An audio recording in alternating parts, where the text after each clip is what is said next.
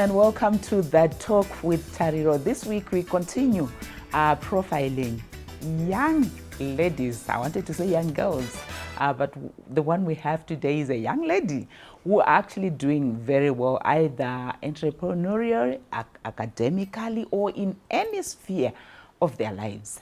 And mainly we are looking at girls who, I would say, they fell, they rose up, and now they're actually flourishing. On the show today, we have Louis Kusemwa. Those who are on social media would have met her. And for me, I'm proud to say she is my daughter.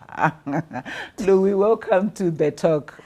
Thank you, ma'am. Yes. Tell Zimbabwe, who is Louis Kusemwa?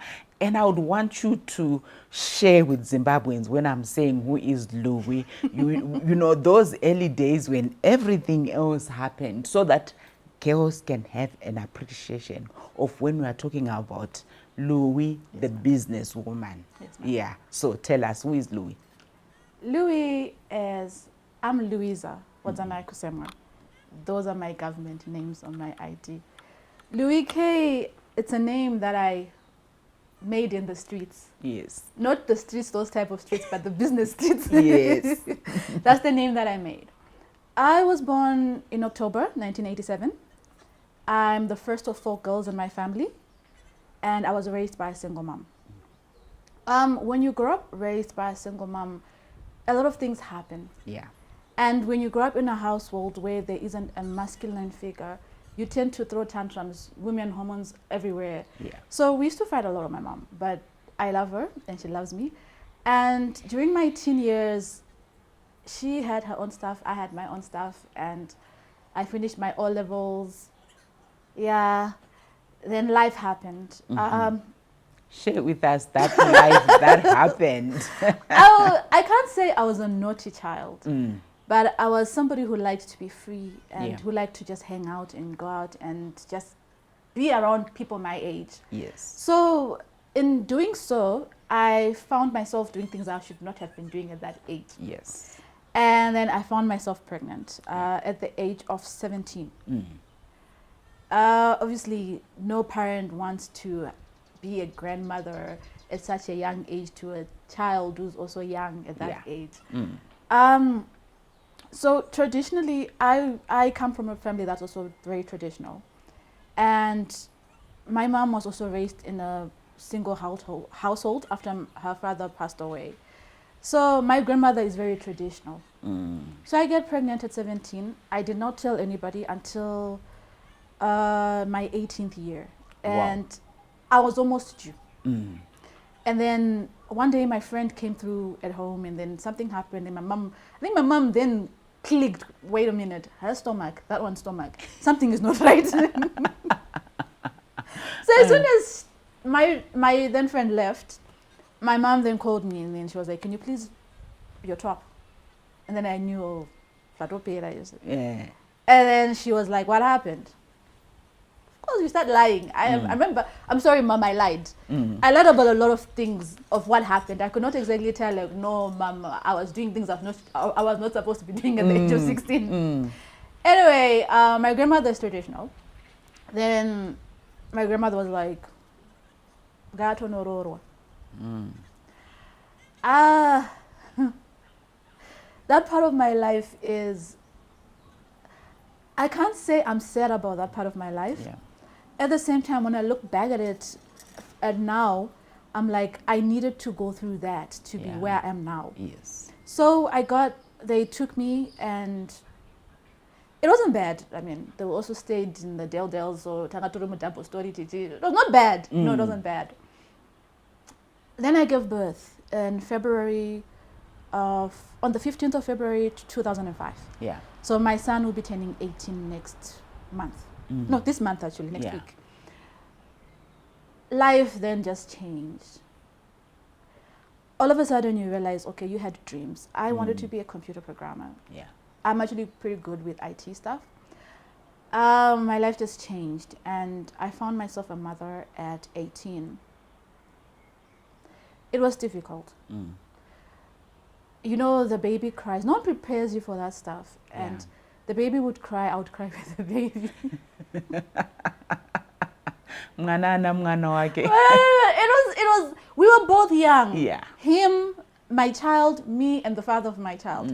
He was like 3 years older than me. We were all just young, but we just did things we're not supposed to have done at that time. And then we found ourselves pregnant, and I gave birth. It was natural birth and everything, but that stage of just being married at 18, having a child, and my grandmother was like, no, things were hard. They actually came to my mom's then house in Mount Pleasant, and the formalities were done and everything else. I wasn't happy. I did not want that life. Yes. But it felt like that's what everybody else around me wanted for me. Being a girl child is tough because sometimes we find ourselves, it's not like, we're not in a situation where someone tells you, you made a mistake, we're sorry, what's the way forward? Yeah. It's one of those, you make a mistake, according to tradition and culture, you're supposed to get married. Yeah, yeah. Right. I was lucky and fortunate enough that the father of my child did not say no. Yeah. They accepted me. They were a lovely family. They accepted me. And we started staying at his parents' house. I wasn't going to work. That part of my life wasn't great. Yeah. Like everybody else, if an adult goes through marital problems, now picture a child. Yeah. It was hectic. I'm trying not to cry, but it was hectic. In 2009, I found myself pregnant again with my second baby. Then fast forward a few years after that, I had my third baby. So I was married, I had 3 kids before I was even 25, if I'm not mistaken. Life got real. By then, we're no longer staying with his parents. So we had a part where we were on and off for a bit. I was young, I was stupid, I was foolish, so was he. We would fight a lot, I would pack my things. My mom always said, you know what, come back home. It's okay, come back home. That came with its own conditions. Yeah. Up to now, when I think about it, some of them I regret them. Some of them I'm like, not quite, because also the dynamics at my house then. 10 years later, yes, I was actually culturally married for 10 years. 10 years later, I think it was on New Year's Eve, I was like to myself, no, Louis, this isn't working. I remember I sat my ex-husband down and I was like, dude, if this year I'm not going to waste another year with you, if this time it fails, I'm done. See, somebody who's talking, don't go get up at 10. All I just know is just watching TV, taking care of the kids, they're going to school, that life, that's all I knew. I did do jobs in between, but when you're married and you're doing jobs in between, there's always my issue. So sometimes I'd find myself being forced to quit work. Sometimes I'd find myself just drained. And then I was like, no, guy, I'm not doing this. So I remember before I left him, this was like New Year's Eve, New Year's Eve. New Year's Eve. We will continue, yes. We will continue hearing that touching story, but it's a lesson that eventually, as she continues sharing her journey, you will learn from it. Join us after this short break.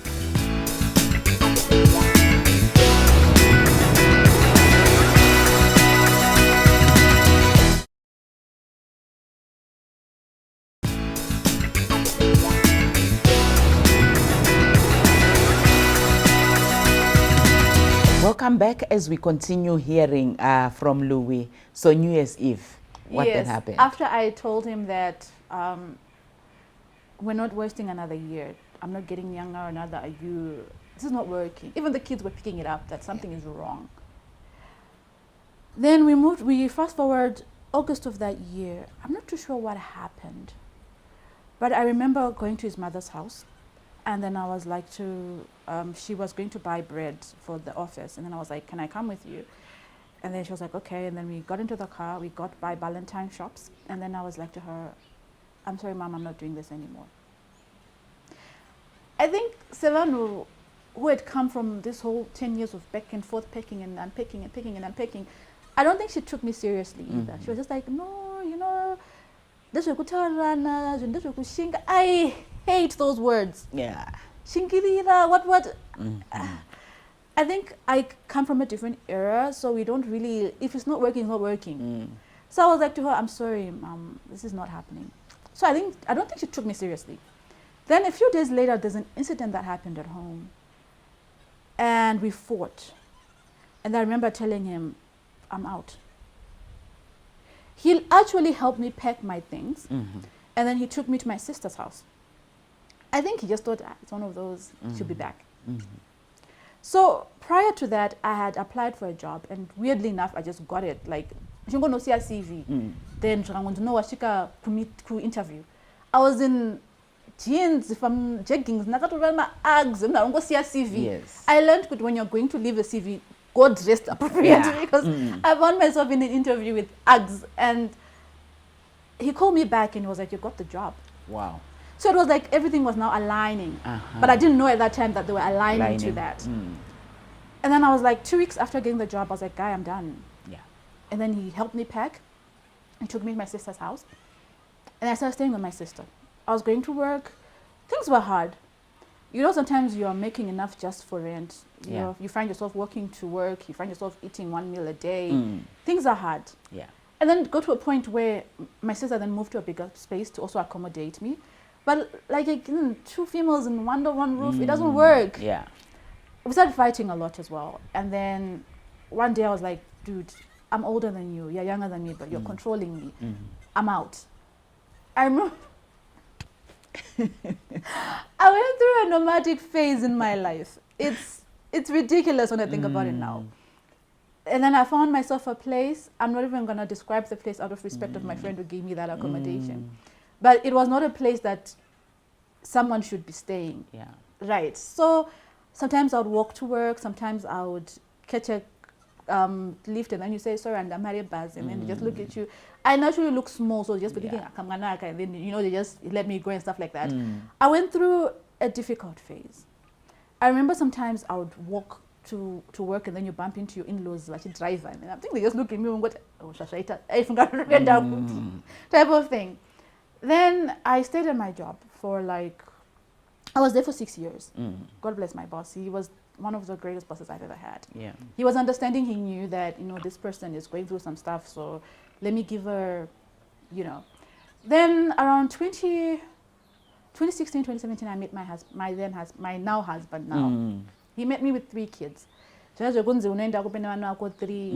think we just program it in our minds to make somebody stay in a situation that is not working. He found me with 3 of my kids. He already had 1 of his own. Yeah. But for some reason, we just clicked.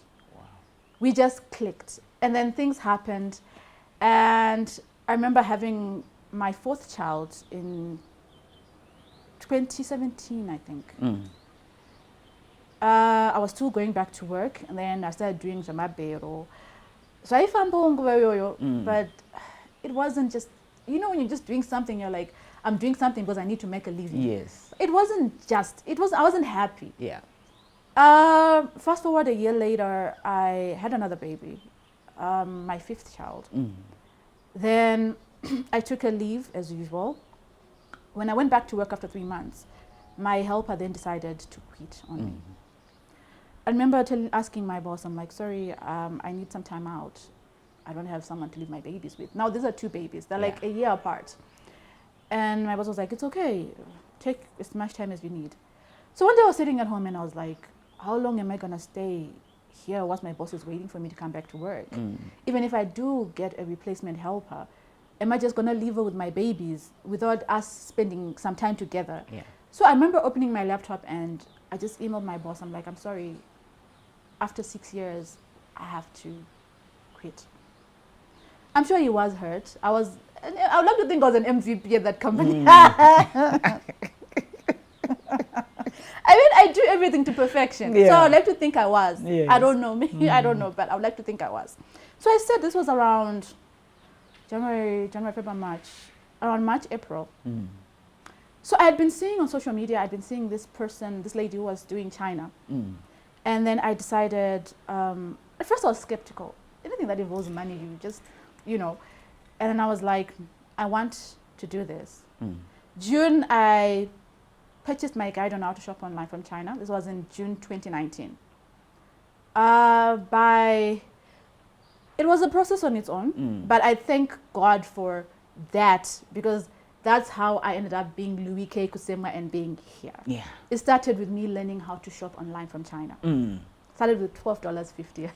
$12.50. $12.50. Yes. That was the amount that I had to invest to learn how to shop online from China. Right. You can have resources, but it's about how resourceful are you with them. There's so many people who did the same course I did, but they're not where I am. Exactly. Why? Because people like easy money. You want to get rich quick, but that's not how it works. Exactly. So we started my journey. And then somewhere along the lines, I met a lady called Chieza Gwandanda. And then we created Louis and Chichi, Teach You How to Shop Online from China. This October, we were introducing our lessons on how to shop online from China. This was in October 2019. Yes. It was hard. You're introducing something for the first time. Yeah. Those who knew $12.50 come and start attacking you. Those who feel like, no, why should I pay $10, also start attacking you. Yeah. You get the whole Zimbabweans because tinongoda ati information. Atibudirire tenge Masomali and the Ethiopians. Vanobudirira steady because they support each other. And then you're thinking, okay, I'm at home, I'm using my data, I'm using my time. Yes. I've got babies to feed. Yes. So if I'm just gonna come in like, Auntie, come, let me teach you. My time. Yes. At least let it be worth something to you. That information was worth something to me, for me to be here to say, let me teach you. But we don't see it like that. We fast forward and then... Before we fast forward, let's just take a quick break. Okay. Now we have Louis and Chichi teach you how to shop in online. China. Yes. That's how the business started. Louis, the entrepreneur, being born. Join us after the break.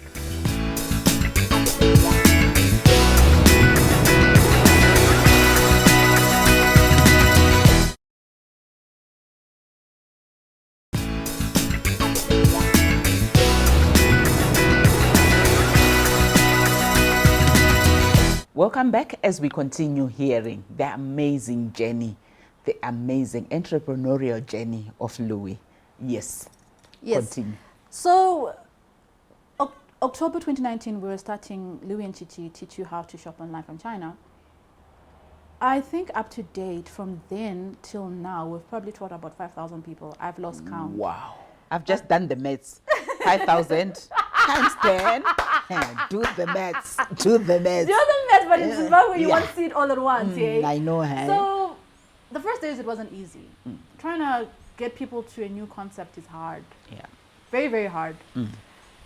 People want to ask you, they want to first see why they should give you their money. Yeah. What value is that information going to bring them? Then there are those who just want it for free. Yeah. So we started October, and sometimes we'd have like one person the whole week. Sometimes we'd have like nobody at all the whole week. Then we started growing. Yeah. People started talking more about us. And then we started getting some social media traction. And it got to the point where people just hear China, they first think of Louis and Chichi. Exactly. So China. There are others who try to imitate us and everything else. But with everything else, things need consistency. Exactly. And like I mentioned before, it's not a get rich quick scheme. It's a commitment. Exactly. A full commitment.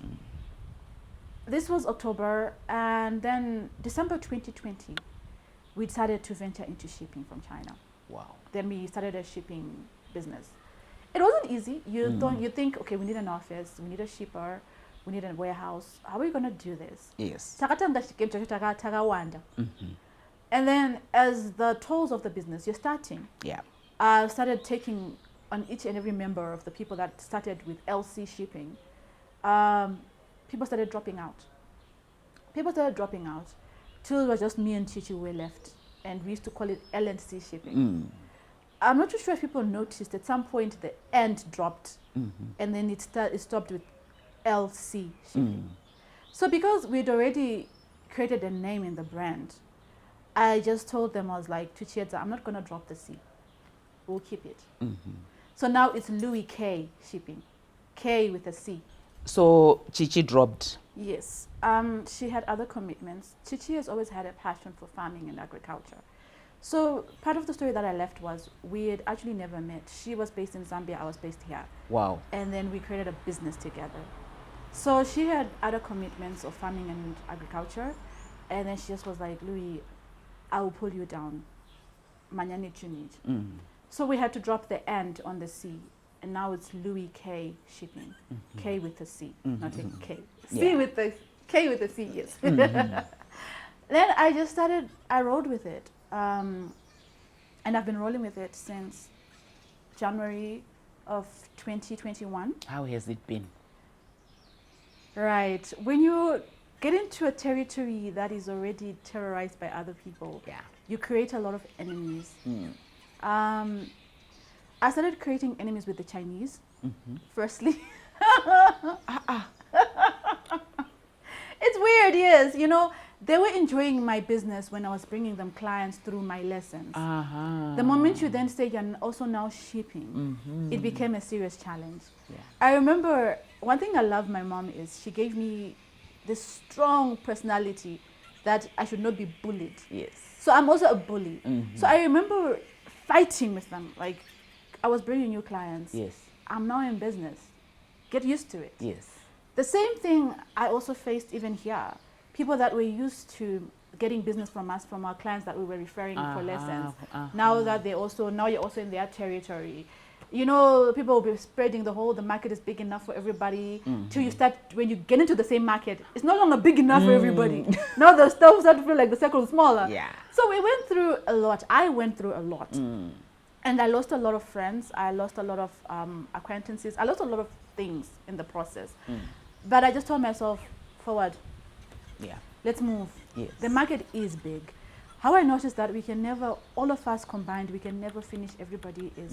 Every time my name is brought up or Chichi's name is brought up, there's always somebody new who wants to know what we're doing. Exactly. There's always somebody new who wants to know how to shop online from China. There's always somebody who says, I'm always shipping, but I need cheaper shipping modes. Yes. There's always somebody who wants to know, who wants that information. Yeah. So there's no way that even if we're 100 of us, we can finish everybody in the streets. Exactly. There is no way. So it's been interesting. Yes. I remember when we did the first container from China. I was unrealistic. You know, you look at people's adverts and then they'll be like, 40 to 65 days, when did Africa Zimbabwe? In no, did you copy and paste? What is 65 days you're going to be in Zimbabwe?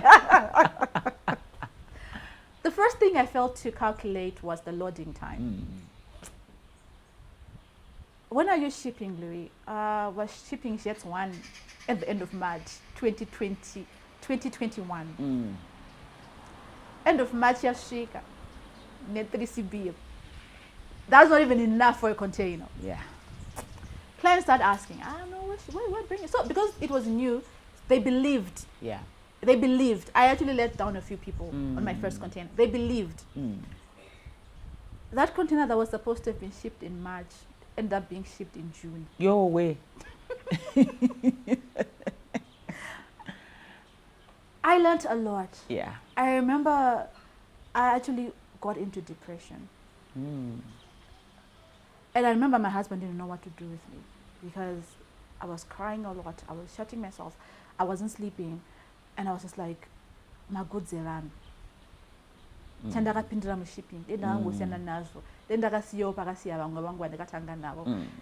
not easy the way people think. So as we wrap up, how is it going now? Now,